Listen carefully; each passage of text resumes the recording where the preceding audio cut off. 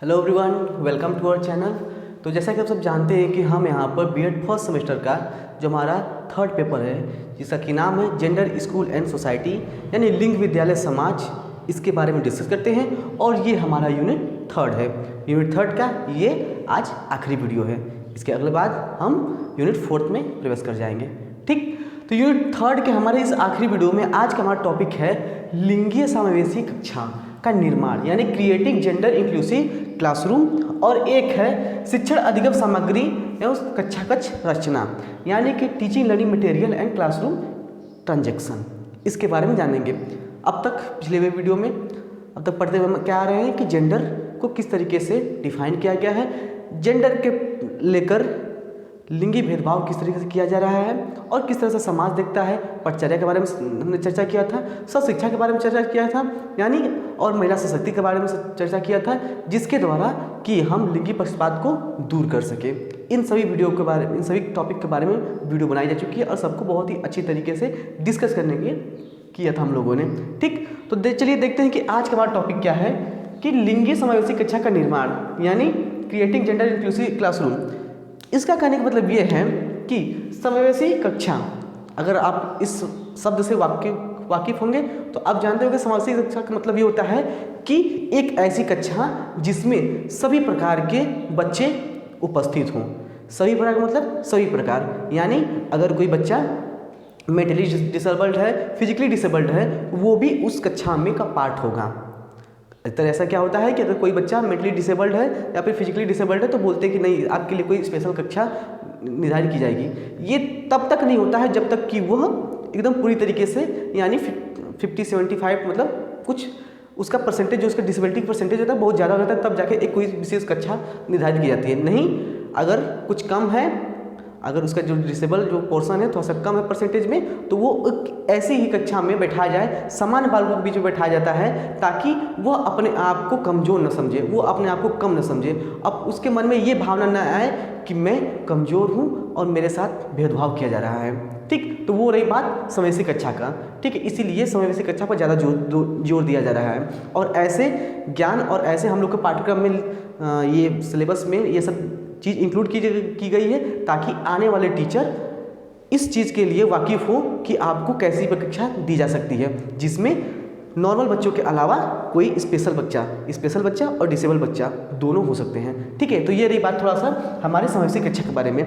लेकिन यहाँ पर एक टर्म से जोड़ दिया कि लिंगी समावेशी कक्षा। लिंगी समावेशी कक्षा का मतलब यही है कि अब यहाँ पर समावेशी कक्षा मतलब लिंगी समावेशी कक्षा का मतलब ये होता है कि यहाँ पर जेंडर को लेकर ले लिया है बस, और कुछ नहीं। समावेशी कक्षा सेम वही रहेगा, लिंगी समावेशी कक्षा यानी जेंडर इंक्लूसिव क्लासरूम रहेगा यानी बालिका और बालक, यही है। तो कहने का मतलब ये है कि क्यों इसकी जरूरत क्यों पड़ी, इसको देख लेते हैं। वो रहा है कि समाज में पुरुषों के मन में महिलाओं के लिए प्रतिष्ठा और सम्मान की भावना धीरे धीरे कम हो रही है। ऑब्वियसली बहुत ही कम ऐसे लोग हैं जो महिलाओं को उनके अनुसार जीने या सोचने की आज़ादी दे रहे हैं। आज के ज़माने में भी बहुत सारे लोग ऐसे हैं, जैसे मैंने अपने खुद घर का मैंने उदाहरण दिया था, बाहर वाले को उदाहरण देने में क्या ही ज़रूरत है। ठीक, मैंने आपके घर का उदाहरण दिया था। अगर आपने मेरी पिछली वीडियो देखा है तो उसमें मैंने बहुत ही अच्छी तरीके से बताया था कि क्या और क्या मैटर था। ठीक है, तो बोल रहा है कि समाज में पुरुषों के मन में महिलाओं के लिए प्रतिष्ठा और सम्मान की भावना धीरे धीरे समाप्त हो रही है। अतः ऐसी लिंगीय समावेशी कक्षा का निर्माण की आवश्यकता है ताकि बच्चों को प्रारंभ से ऐसी शिक्षा प्रदान की जाए जहां वह एक दूसरे का सम्मान कर सके। होता यह है कि भाई हम भी जो हैं, हम हैं, खुद हैं, आप भी होंगे, चाहते नहीं है कि आप ऐसा भेदभाव करें, लेकिन हमें इस माहौल में इस तरीके से ऐसा समाज मिला है जहां पुरुषों का वर्चस्व ज़्यादा ही रहा है, इसलिए चाहते ना चाहते हुए भी हमें ऐसा जाने अनजाने में भी ऐसा कर देते हैं। ठीक, तो इसी को दूर करने के लिए एक ऐसी कक्षा का निर्माण करना जहां पर ये जो जेंडर बाइसनेस हो रहा है, जेंडर डिस्क्रिमिनेशन हो रहा है, इसको समाप्त किया जा सके। क्यों? क्योंकि होता क्या है कि जो छोटे बच्चे होते हैं वो बहुत ही ज़्यादा वही जो सक्रिय लर्नर होते हैं, क्योंकि उनको छोटे बच्चे होते हैं, अगर उनको बचपन से ही उनको ऐसी बातें बताई जाए तब वो बड़े होकर जब उनका मानसिक स्तर और ज़्यादा उच्च होगा, जब सोचने समझने की शक्ति जब आ जाती है तब वो इसको और अच्छी तरीके से समझ सकते हैं। जैसे हम लोग खुद हैं, अब तक हमें कुछ नहीं पता था, लेकिन बीएड में आए तो पता चला कि नहीं, ये सब भी चीज़ें होती हैं। ठीक, यही बोल रहा है कि मान प्रतिष्ठा कम हो रहा है, इसलिए ऐसी कक्षा का निर्माण करना जिसमें बालक जो है वो बालिकाओं के प्रति या पुरुष जो है महिलाओं के प्रति सम्मान के भाव दे। ठीक है, और यहाँ पर ये बोल रहा है कि क्यों, आवश्यकता क्यों है और विशेषता क्या है। यहाँ विशेषता लिखा गया है। ठीक है, आप यहाँ विशेषता हेडिंग डाल सकते हैं। विशेषता विशेषता विशेषता इसका ये है लिंगी समावेशी कक्षा की सोच में भिन्नता। इसका मतलब ये है कि होता यह है कि पुरुष और महिला के सोच में भिन्नता पाई जाती है। ऑब्वियसली भाई वो अलग सोच रहा है किस प्रकार से और हम किसी दूसरे प्रकार से सोच रहे हैं। और होता क्या है कि चूंकि मैन मेड सोसाइटी है यानी पुरुष वर्चस्व वाला सोसाइटी है, इसलिए पुरुष के विचार को ज़्यादा मान्यता दी जाती है।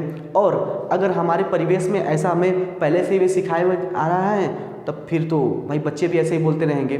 और एज ए टीचर अगर आपके भी मन में यही है तो आप भी महत्व किसके देंगे, बालक के विचार को महत्व देंगे। ठीक है, तो इसलिए लिंगी समावेशी कक्षा का निर्माण करने का मतलब ये होता है कि भिन्नता जो उनकी सोच में भिन्नता है इसको समझ सके, बच्चे भी समझे कि जैसा मैं सोच रहा हूँ उससे थोड़ा वो हटके सोच रहा है। हाँ, ये बात कौन अच्छा है कौन बड़ा बेकार है ये बात की बात है, लेकिन सोच रहा है उस सोच को हमें बढ़ावा देना है। यही हमारा नेक्स्ट पॉइंट है कि वैचारिक भिन्नता को प्रोत्साहन करना। वो अगर सोच रहे हैं, अगर लड़की सोच रही है कि कुछ थोड़ा सा क्रिएटिव माइंड है उसका, अगर सोच रही है इसकी किसी भी चीज़ किसी भी समस्या के बारे में, तो उसको हमें बढ़ावा देना चाहिए।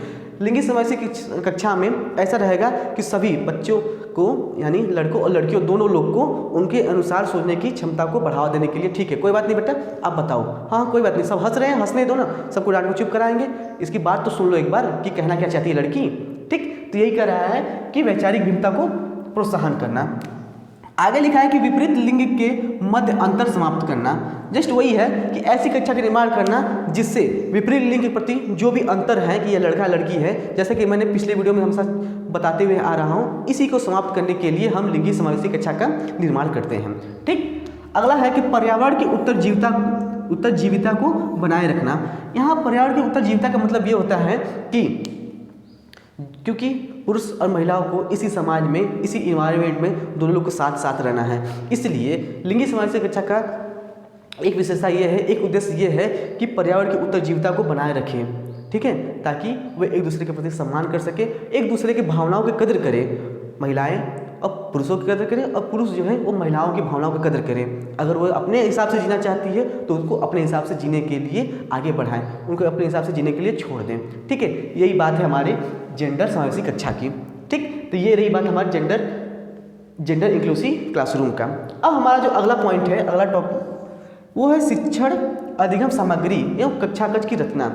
यहाँ शिक्षण अधिगम सामग्री का मतलब ये होता है कि जो लिंगी भेदभाव पर जो शिक्षण अधिगम सामग्री जो टीचिंग TLM जो हम यूज करता है जो टीचर, उसके लिए बोला गया है कि वह जेंडर बायसनेस न हो, जेंडर बायस न हो। ठीक, क्यों?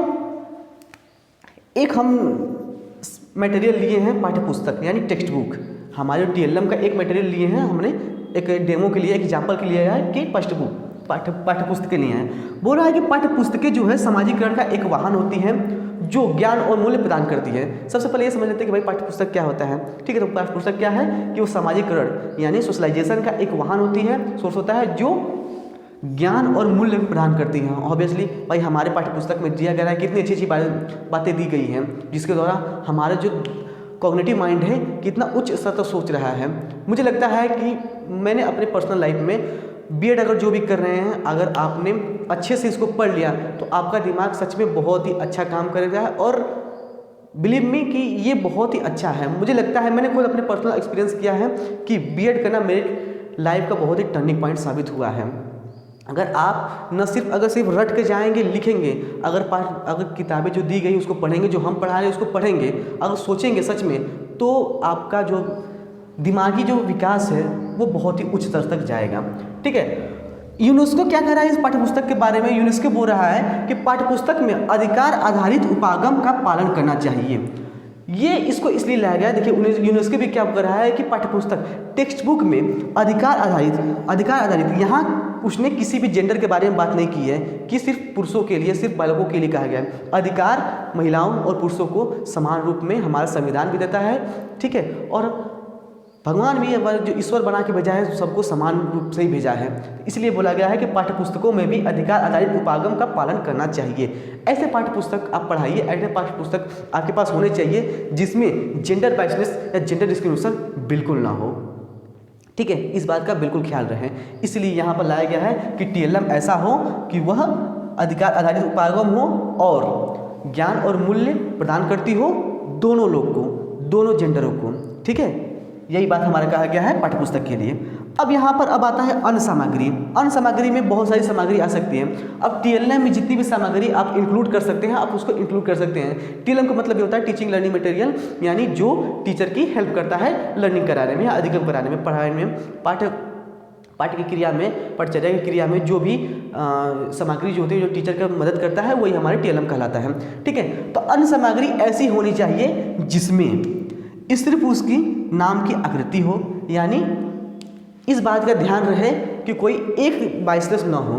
अगर ले रहे हैं ऐसे TLM का उपयोग करिए। मान लीजिए कि आप OSD यानी ओवरहेड प्रोजेक्टर का यूज कर रहे हैं और कोई आपका ऐसा कंटेंट है, यानी आप मान लीजिए स्लाइड यूज कर रहे हैं, तो कोई ऐसा कंटेंट हो जिसमें ये ना हो कि सिर्फ पूरी महिलाओं को ही गंदा बताया गया है, गंदा मतलब बुरा बताया गया है, और पुरुष को बहुत अच्छा बताया गया है। और ऐसा भी ना हो कि पुरुष को गंदा मतलब खराब बताया गया और महिलाओं को सही बताया गया है। इस बात को ध्यान रखा जाए।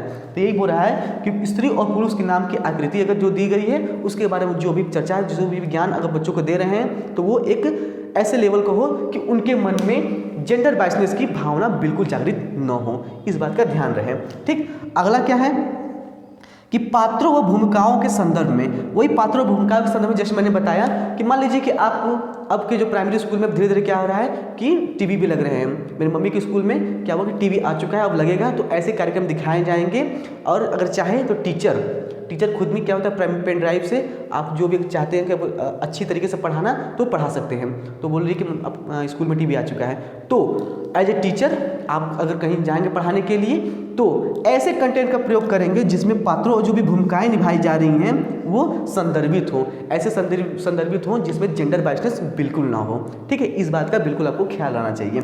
अगला है कि लिंग विशेष शब्दों का वर्णन। हाँ, इस बात का और ख्याल रहे कि लिंग विशेष जो शब्द हैं, जैसा कि मैंने पिछली वीडियो में बताया था क्या कि आज तक हम सुनते हुए आ रहे हैं, अगर क्रिकेट का फैन होंगे, क्रिकेट के बारे में आपकी नॉलेज होगी, तो सुनते हुए क्या कि बैट्समैन सुनते हैं। महिला क्रिकेट भी चल रहा था कि वहाँ पर हाँ भाई अगला बैट्समैन ओपनर गए हैं, जिसमें एक बैट्समैन का नाम है हरमनप्रीत कौर, एक बैट्समैन का नाम है रश्मिका मंदाना है। तो क्या हुआ, फिर पता चला कि नहीं यार, ये तो बैट्समैन जो है वो तो एक जेंडर बाइसनेस को दर्शा रहा है, बैट्समैन वहाँ बोला जा रहा है ना। फिर क्या हुआ, बाद में उसको बैटर बोल दिया गया। और मैच जीतने के बाद जो सबसे सर्वोच्च काम सबसे उत्कृष्ट प्रदर्शन करता था, सबसे एक्सीलेंट परफॉर्मेंस जिसका होता था, उसको मैन ऑफ द मैच दिया जाता था, man of the match.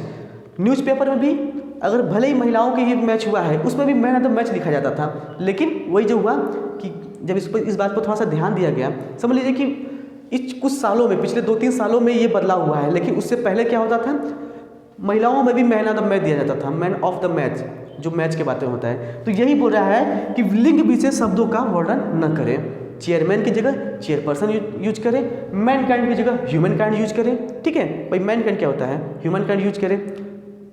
Police man की जगह पुलिस ऑफिसर यूज करें, यानी ऐसे वर्ड का भी आपको ध्यान देना चाहिए। ठीक, और क्या लिखा है कि स्त्रीलिंग वाली वस्तुओं और जानवरों का प्रसंग। हाँ, अगर आप ऐसा कंटेंट, अगर TLM में आप ऐसा कंटेंट लाए हैं जिसमें स्त्रीलिंग वाले ज़्यादातर जानवर या स्त्रीलिंग वाले वस्तुओं का ज़्यादा प्रयोग किया गया है, तो ये भी बाइसनेस के अंदर ही आएगा। इससे क्या होगा, बच्चे के दिमाग में ये आएगा। क्योंकि छोटे बच्चे होते हैं, उनका दिमाग हमेशा थोड़ा जब भी होगा भाई, आप जिस हिसाब से सोचते होंगे उस हिसाब से उनका दिमाग होता नहीं है, क्योंकि उनकी IQ लेवल उसमें लो होती है। ठीक, तो क्या है, बच्चे के दिमाग में हमेशा आएगा कि जो जानवर क्या होता है, अगर कोई भी बुरा जानवर है तो उसको स्त्रीलिंग वाला जानवर न हो। इस बात को ध्यान रखा जाए। जैसे क्या होता है, हमारे देहात में कहावत है, कोई भी ऐसे बोलता है क्या कि यार भैंस ही हो क्या, यानी कोई ऐसा काम जो बेकार काम कर रही है तो बोलते भैंस ही हो क्या। ठीक है, तो क्या अब बच्चा क्या बोलेगा, समझेंगे कि भैंस जो होती है स्त्री के लिए यूज होता है और वो क्या करता है, बेकार होती हैं। ऐसा तो है नहीं भाई, पुरुष भैंसा भी तो वो होता है, वही काम कर सकता है।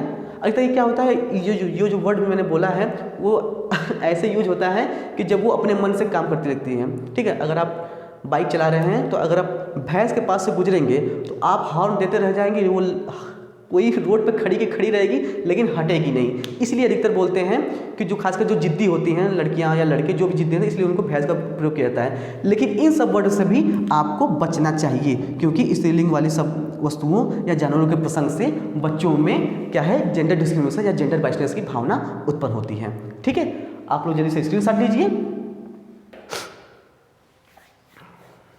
उम्मीद है कि आपको ये बात समझ में आई होगी आज की क्लास। ठीक है, तो मिलते हैं नेक्स्ट वीडियो में यूनिट 4 के साथ। तब तक के लिए धन्यवाद।